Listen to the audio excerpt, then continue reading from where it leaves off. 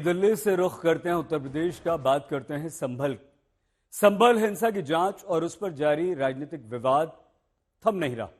24 नवंबर की हिंसा के बाद संभल में जिंदगी तो पटरी पर लौटती दिखाई दे रही है, लेकिन स्थिति सामान्य भी हो रही है, लेकिन राजनीति में लगातार उबाल है। पहले समाजवादी पार्टी के नेताओं ने संभल जाने का प्रयास किया, आज कांग्रेस के नेताओं के प्रतिनिधिमंडल ने भी यही प्रयास किया, जिसे लेकर लखनऊ की सड़कों पर जबरदस्त राजनीतिक हंगामा दिखाई दिया।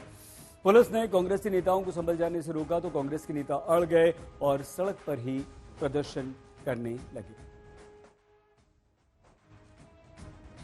नहीं जाने चाहते थे, जाने नहीं दिए रहे, तो हम सब लोग धरने पर बैठे हैं और अत्याचार अन्याय किया जा रहा है।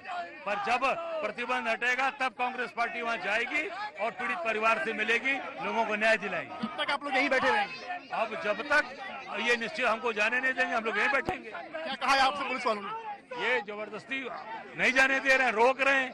तो हम गाड़ी से निकल रहे थे, नहीं तो आगे निकल कर आ गए। हम धरने पर बैठे हैं, गांधीवादी तरीके से अपनी बात को कहेंगे। और संभल में 10 दिसंबर तक किसी भी राजनीतिक दल के प्रतिनिधियों और सामाजिक संगठनों के जाने यानी कि एंट्री पर रोक लगी हुई है। कानून व्यवस्था को देखते हुए प्रशासन ने यह निर्णय लिया है, लेकिन समाजवादी पार्टी लगातार वहां पर जाने की मांग कर रही है। और इसी मामले पर हमारे संवाददाता जितेंद्र बहादुर सिंह ने समाजवादी पार्टी के सांसद जियाउर रहमान बर्क से बातचीत की। समाजवादी पार्टी संभल जा रही थी, उसके बाद अब कांग्रेस पार्टी वहां पर जा रही है। पुलिस ने कहा है कि 10 तक किसी को जाने नहीं दिया जाएगा, उनको रोका जा रहा है।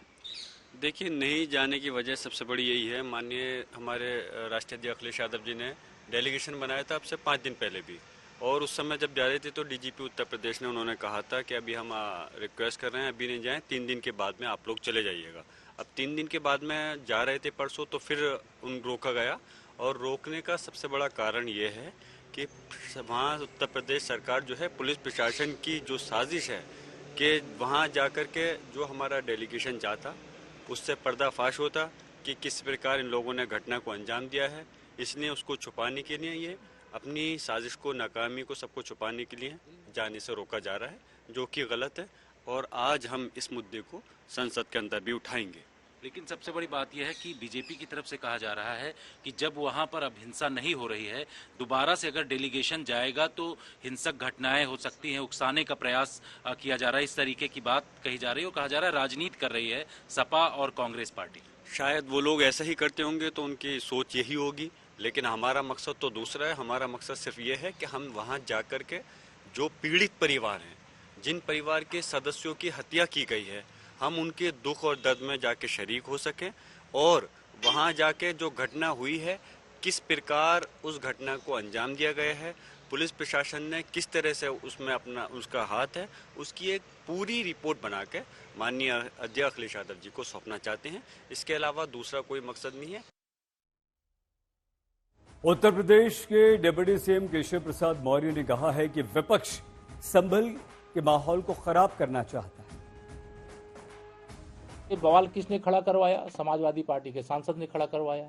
उस बवाल के बीच में समाजवादी पार्टी के विधायक पक्ष के लोगों ने उसमें विवाद किया, बवाल किया। और जब शांतिपूर्ण माहौल संभल का है तो उसको खराब करना चाहते हो। देश में माननीय प्रधानमंत्री श्री नरेंद्र मोदी जी के नेतृत्व में और प्रदेश में आदरणीय मुख्यमंत्री योगी आदित्यनाथ जी के नेतृत्व में भाजपा की सरकार है, जहाँ सुशासन, विकास, दंगा मुक्त प्रदेश, गुंडा मुक्त प्रदेश, माफिया दंगाई मुक्त प्रदेश, इस दिशा में सरकार संकल्प के साथ काम कर रही है। और कोई कानून से खिलवाड़ करेगा तो उसके खिलाफ कानून अपना काम करेगा। अरे वो किसी को नहीं जाने देने जाते हैं, हमारे लोगों को घर से नहीं। अखिलेश शादी में जा रहे थे मेरठ जी, वहाँ अब जहाज नहीं उड़ने दिया कि संभल चले जाएंगे। अच्छा। तो जो जिन लोग जो पाप करते हैं वो पाप छिपाने के लिए किसी को देखने नहीं देते हैं, पता न चल जाए किसी को। अभी ना आए, कब आए? जब वो न्योता देंगे। हालात पे वहाँ वो मतलब हम नमक छिड़कने नहीं जा रहे हैं, हील करने जा रहे हैं। जो भी लोग जाना चाह रहे हैं, तो ये एक अच्छा संदेश भी नहीं देता अपने देश के बारे में।